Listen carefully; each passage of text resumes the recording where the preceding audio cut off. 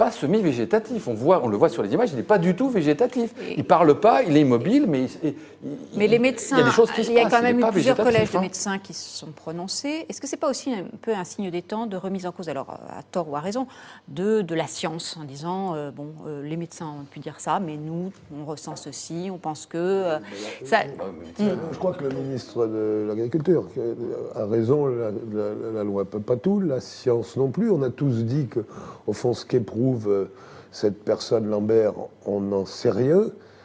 Il y a un journal qui n'est pas si mauvais, qui s'appelle Le Figaro, son éditorialiste d'hier disait, donc il y a un doute, Étienne de Montetti, notre ami Étienne, il y a un doute, et là, je parle sous le contrôle du juriste, Olivier, en droit, le doute doit profiter à l'accusé.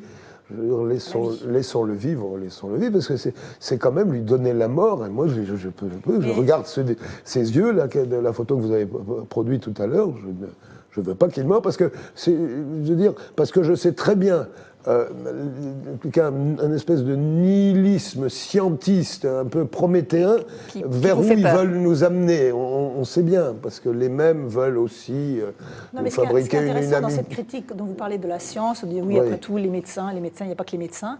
Mais enfin, sans la médecine, sans la science et sans le progrès, ça fait longtemps qu'ils seraient morts. Oui, bien sûr. C'est quand même le grand paradoxe. C'est le paradoxe. Donc ils font ça contre le progrès, mais sans le progrès, il n'y aurait plus de Vincent Lambert depuis longtemps. Quelques réponses de en tout cas, commentaires de nos internautes. Déjà la question, vous demandez, selon vous, la loi peut-elle répondre à l'affaire Vincent Lambert? Vous êtes 62%, 2 tiers d'entre vous pensent que non, un peu moins. Volpassu toujours nous dit pourquoi plusieurs juges avec les mêmes rapports médicaux donnent des résultats différents. Ça revient à ce que vous expliquiez au début, Olivier, d'un côté le Conseil d'État, hier la Cour d'appel de Paris. En fait, parce qu'il y en a qui considèrent que l'avis du comité sur le handicap des Nations Unies, comme on l'a ratifié, nous doit s'imposer à nous, alors que d'autres, c'est pas contraignant. Considèrent qu'il n'est pas contraignant, donc c'est un désaccord. C'est là-dessus que ça se joue. Mais sur des cas comme ça, il devrait éviter d'être en désaccord. Quand ils sont en désaccord sur l'interprétation d'un bail rural pour savoir qui va quoi, c'est pas dramatique. Quand ils sont en désaccord sur une affaire qui touche aussi profondément les gens, c'est embêtant. Ils ne sont pas, en tout cas pas explicitement, en désaccord sur le fait même, enfin sur le sujet. Le désaccord porte sur la valeur d'une norme par rapport à un traité. C'est pas sur. Oui, mais avec pour conséquence dans un cas. Non, mais bien sûr. Mais blanc et dans l'autre noir. La divergence ne porte pas sur le cas Vincent Lambert. Elle porte sur les normes. La valeur de la norme. Mais c'est souvent comme ça le droit.